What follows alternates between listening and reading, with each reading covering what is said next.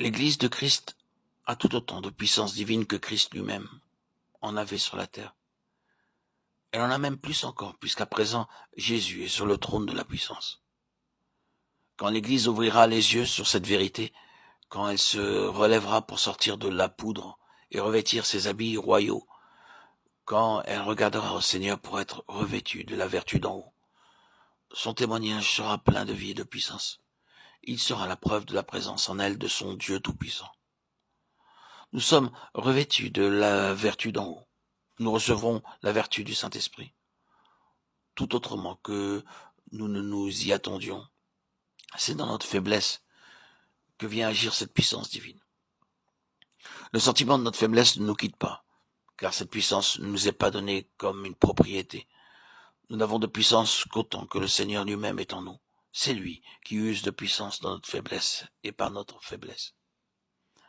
Il y a un grand danger à attendre une manifestation de puissance qui se fasse voir ou sentir.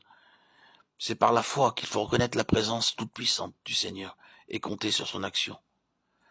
Être revêtu de la vertu d'en haut et recevoir la vertu du Saint-Esprit, c'est donc recevoir si bien par la foi le Seigneur Jésus lui-même que notre âme se réjouit de sa présence invisible, certaine que sa force s'accomplit dans la faiblesse.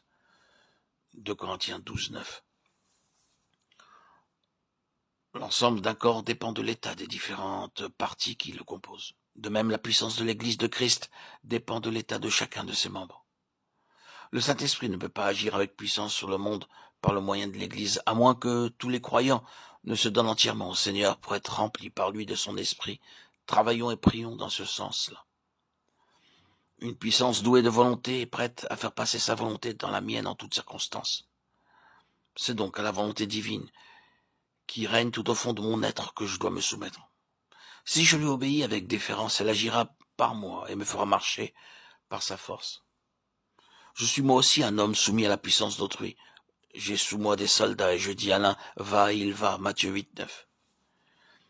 Celui qui est lui-même soumis à une autorité supérieure se sert de cette autorité pour gouverner ceux qui sont sous ses ordres.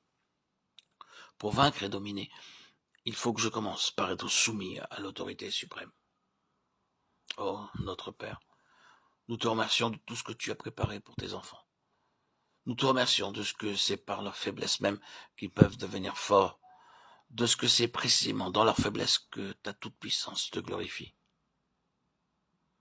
Nous te remercions de ce que tu envoies le Saint-Esprit, l'Esprit de puissance, pour apporter à l'Église la présence de Jésus auquel toute puissance a été donnée, et pour faire de ses disciples les témoins de sa présence.